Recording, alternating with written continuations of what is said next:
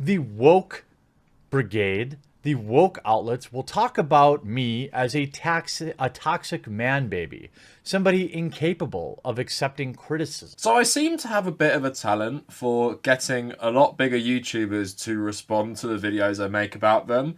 Now, you guys will all know that we use chocolate oranges to document each 5k we get on the channel in terms of subscribers.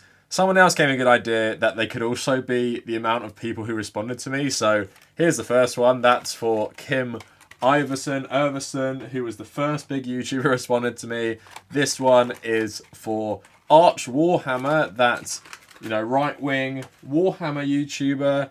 This one can be for Angry Joe, who got well mad at me, I guess, criticising his love for the National Guard during everything that was going on last summer. And I guess the fourth one can be for TheQuartering, who recently replied to my video I made about him. I guess this one can be for Sargon of Akkad because he responded to me on Twitter when I told another leftist YouTuber not to compliment him because they thought he lost weight or something. I think they're called Claudia something.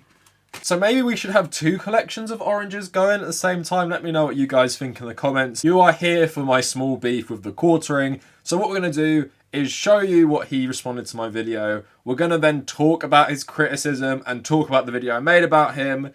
And then just sum up if I am as bad as TheQuartering for making videos on TheQuartering. Before we go any further, edgier content on my channel is always demonetized. So if you want to support me monetarily, please check out my Patreon. Thanks so much to everyone who has already done this. At the moment, the benefits are gaining access to the private Discord server, and you'll obviously have your name featured at the end of every video and in the description. I'm working for some other benefits that will come in the future. If you want to join our growing community, please check out the Discord and the subreddit in the description.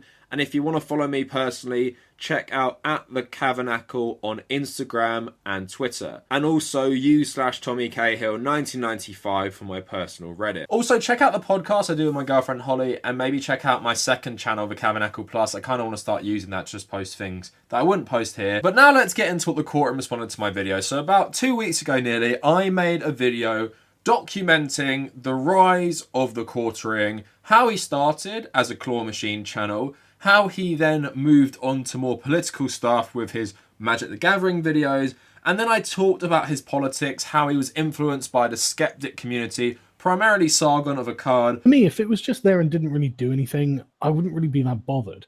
But it does have a measurable effect on the media itself. It becomes different. I mean, you were showing me the pictures of the Magic cards. Where, like, one of the bad guys is now a fat old woman. Yeah. Fucking terrifying boss, what are her stats, And then pushed this stuff in his videos and made this content farm channel, which had a big influence on the YouTube scene, with many copycat anti-SJW channels popping up. So TheQuartering basically said, "It's amazing to me how little you seem to know about my personal politics. Like, shockingly wrong. It's nice to know I am basically your Brie Larson though. Secure that bag, kid." So we're going to get into that comment. So is he admitting he only talks about Brie Larson as part of his grift to make money, and he actually doesn't have any problems with her? Because I hope that's what he's saying when he's saying that he's my Brie Larson. I hope he doesn't really love and is obsessed with Brie Larson in a twisted way, because then I'd feel a bit uncomfortable about him saying that he is Brie Larson to me. But I thought it'd be fun to see how many videos in the last 8 or so months he's made on Brie Larson versus how many videos I've made on him. So basically what I'm going to do is just look at the videos where TheQuartering features in my thumbnail and where Brie Larson features in his thumbnail. I'm sure he has talked about Brie Larson more than the videos with these thumbnails, as I sometimes throw TheQuartering clips in when I'm talking about anti-SJWs, but we're also going to talk about how our styles of content are a lot different and how I use him in my videos in a way different way to how he uses people like Brie Larson. So it is March 5th today, so let's go back over the last 8 months. Now, credit to him, he has stopped making as many videos, I think because Ethan Klein of H3H3 actually called him out for this. So 2 weeks ago, he has Brie Larson in the thumbnail of a Mandalorian thing, so that's one. So let's go through them quickly, let's count them off. So we got 1, 2, 3, 4, 5, 6, 7, 8, 9, 10, 11, 12, 13, 14, 15, 16, 17, 18, 19, 20, 21, 22, 23, 24, 25, 26, 27, 28. So there are 28 Brie Larson videos in the last 8 months. And what I want to point out with his content is that when he makes a Brie Larson video, in most of those, Brie Larson is in the title. Brie Larson is the focus of the YouTube video, and often it is just a made-up story about her or something that is extremely skewed and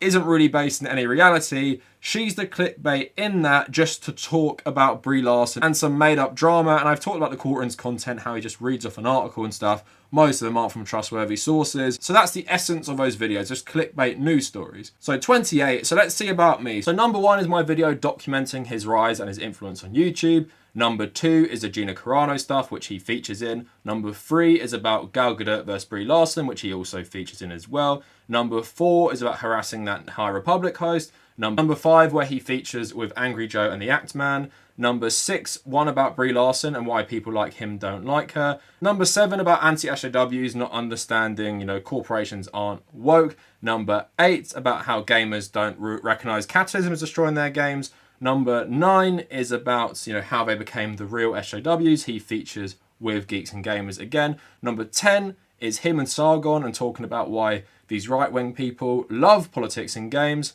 Number 11 is about them melting down over Black Batwoman. And number 12 is the first video I made about him, about the toxic politics of the gaming community. So there I have 12 versus 28. And admittedly, that's quite a high number for me, 12 videos.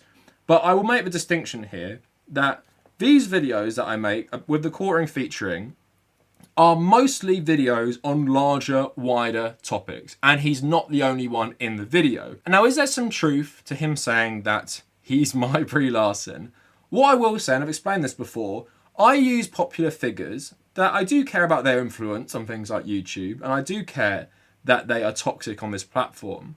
But I do use them so people click on the videos to talk about a wider issue, because people like Actman, Angry Joe, Sargon of Akkad, they represent something, right?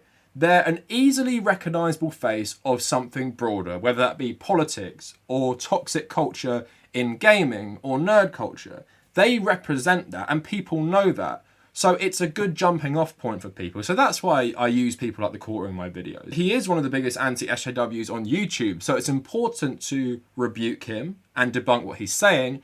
He's also popular, which makes my videos more clickable, so I can make my argument to more people using his own arguments. And most people do that on YouTube, but again, my video isn't some clickbait, newsy thing about TheQuartering doing something or saying something until today, which this one is.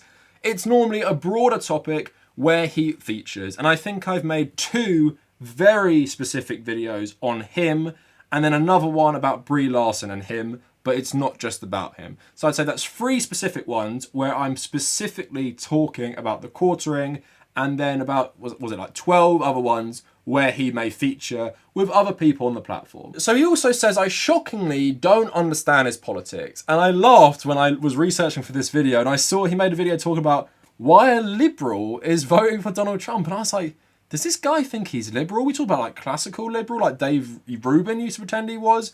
Does this guy genuinely believe he's liberal? Because you go on his channel, he supports every conservative pundit, Candace Owens, Dave Rubin, Tim Pool, Rush Limbaugh, Donald Trump, going back even further, Sargon of Akkad, Tommy Robinson, all these people. These are not people liberals like.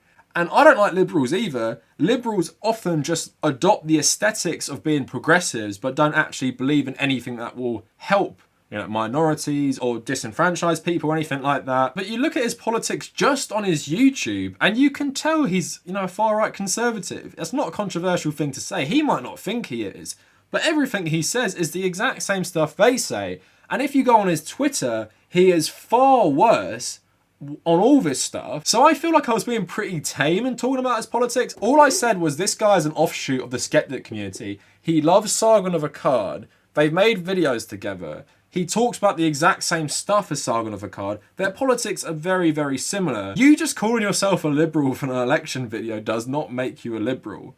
And like I said, I don't like liberals, happily criticise liberals. You are not a liberal. In fact, if you were a liberal, I probably wouldn't make many videos on you because I feel like it's important to debunk what you're saying and people like you are saying because it's dangerous and toxic and everything. If you were a liberal, I'd probably dunk on you for a bit of fun. Probably wouldn't waste my time on making videos on you. If you were a prominent liberal creator, if you were David Pakman or something, probably wouldn't bother with you because I don't really care about liberals that much and they're not as dangerous as people who share your politics. And they sometimes can actually be reasonable, where you guys live in some fantasy land where you create these narratives based on nothing. And it's not just anti-SJW YouTubers, it's like Star Wars YouTubers as well and nerd YouTubers.